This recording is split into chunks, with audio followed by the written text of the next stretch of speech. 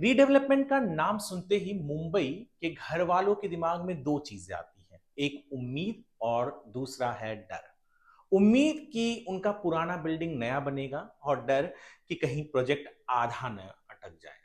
Transit camp में सालों तक अटके रहना, किराए का पैसा रुक जाना और बिल्डर का गायब हो जाना, ये कहानी सिर्फ आपकी नहीं बल्कि हजारों सोसाइटीज की है।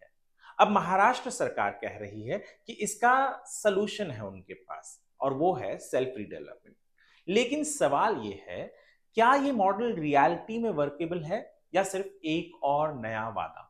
नमस्कार दोस्तों, मैं हूं वरुण सिंह और आप देख रहे हैं स्क्वायर फीट इंडिया।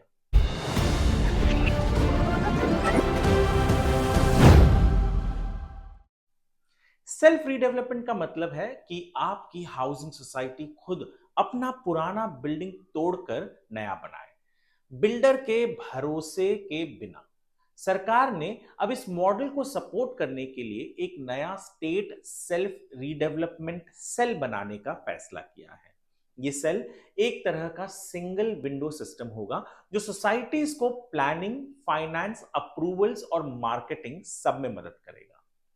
पॉलिसी में कुछ महत्वपूर्ण पॉइंट्स लिखे गए हैं, जैसे कि नया self redevelopment cell housing department के अंडर एक डेडिकेटेड सेल बनेगा। इस सेल का काम होगा सोसाइटीज को गाइड करना, प्रोजेक्ट रिपोर्ट, अप्रूवल्स, प्लानिंग सबके लिए। डेवलपर की एक लिस्ट भी बनाई जाएगी। अगर सोसाइटी डेवलपर के बिना मैनेज नहीं कर पा रही तो सेल एक वेरीफाइड डेवलपर्स की लिस्ट प्रोवाइड करेगा। फ्रॉड और चीटिंग कम होगी, लेकिन सवाल यह है कि गवर्नमेंट वेरिफिकेशन कितना ट्रांसपेरेंट होगा। सरकार यहां पर डिस्प्यूट रेजोल्यूशन भी कराने की सोच रही है कि अगर सोसाइटी और डेवलपर के बीच डिस्प्यूट हो तो यह सेल मीडिएटर या आर्बिट्रेटर बनेगा। लेकिन महाराष्ट्र और खास करके मुंबई के डिस्प्यूट रेजोल्यूशन सिस्टम्स पहले ही ओवरलोडेड है। क्या ये सच में टाइम बाउंड होगा? 2000 करोड़ का फंड सरकार ने अनाउंस किया है, एक 2000 करोड़ का कॉर्पस फंड। इस फंड से सोसाइटीज को इनिशियल फाइनेंस मिलेगा और लोन अरेंज करने में हेल्प मिलेगी। लेकिन एलोकेशन और रीपेमेंट टर्म्स अभी अनक्लियर हैं और यह हर कोई जानता है कि सरकार से, खास करके बाबुओं से पैसे निकलवाना कितना मुश्किल है। मार्केटिंग और सेल्स में सपोर्ट करेगी। रीडेवलपमेंट के बाद जो एक्स्ट्रा फ्लैट सेल के लिए बचेंगे उनको मार्केट करने में भी ये जो सेल, सरकारी सेल है, वो मदद करेगा। लेकिन क्या एक सरकारी बॉडी सच में मार्केटिंग एफिशिएंटली कर पाएगी? ये बहुत बड़ा सवाल है। पेपर पे सब कुछ अट्रैक्टिव लगता है, लेकिन ग्राउंड रियलिटी में चैलेंजेस क्लियर है। फाइनेंस, सोसाइटी के लिए लोन लेना हमेशा मुश्किल रहा है। क्या बैंक्स विलिंगली इस मॉडल में फाइनेंस करेंगे? इंटरनल डिस्प्यूट्स, सोसाइटी में अक्सर पॉलिटिक्स होती है, मेंबर के बीच खुद अग्रीमेंट नहीं बन पाता, तब कैसे चलेगा प्रोजेक्ट? और सबसे महत्वपूर्ण चीज है कैपेसिटी। सेल्फ रीडेवलपमेंट का मतलब है कि सोसाइटी मेंबर्स को प्रोजेक्ट मैनेजमेंट करना होगा। आर्किटेक्ट, कॉन्ट्रैक्टर, अप्रूवल सबके लिए एक्सपर्टीज चाहिए।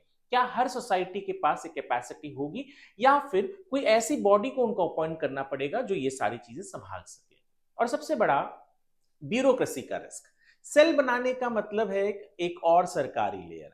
क्या अप्रूवल्स फास्ट होंगे या और डिले होगा? ये सब क्वेश्चन इस मॉडल के फ्यूचर पर बड़ा सवाल खड़ा करते हैं। आपको बता दें, महाराष्ट्र में सेल्फ रीडेवलपमेंट का कॉन्सेप्ट नया नहीं है। 2019 में भी इसके लिए एक स्कीम लॉन्च हुई थी, लेकिन उस वक्त सिर्फ कुछ ही सोसाइटीज ने अटेम्प्ट किया। बहुत सोसाइटीज लोन अरेंज नहीं कर पाई और जो कर पाई उन्होंने भी ब्यूरोक्रेसी और अप्रूवल्स में डिले फेस किया। ऐसा नहीं है कि कुछ सोसाइटीज सेल्फ रीडेवलपमेंट नहीं कर पाई हैं। जी हाँ, कुछ सोसाइटीज का सेल्फ रीडेवलपमेंट हुआ है। इसका मतलब ये नहीं है कि सेल्फ रीडेवलपमेंट यानी अंधकार ही है, उजाले का भी उदाहरण है हमारे पास।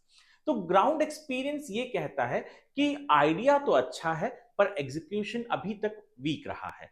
ये नया सेल शायद एक सपोर्ट सिस्टम बन सके, पर इसकी क्रेडिबिलिटी तभी बनेगी जब पहले कुछ प्रोजेक्ट सक्सेसफुली कंप्लीट होंगे। सेल्फ रीडेवलपमेंट एक बोल्ड और अंबिशियस आइडिया है।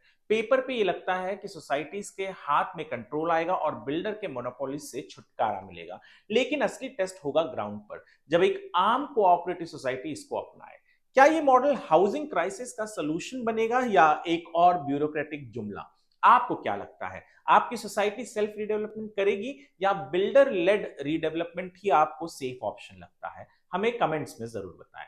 और अगर आपको ये डिटेल्ड एनालिसिस पसंद आया हो तो लाइक कीजिए, शेयर कीजिए और हमारे चैनल स्क्वायर फीट इंडिया को सब्सक्राइब करके बेल आइकॉन दबाइए ताकि आपको मिलती रहे हाउसिंग और रियल एस्टेट की सच्ची कहानियां बिना किसी पीआर के।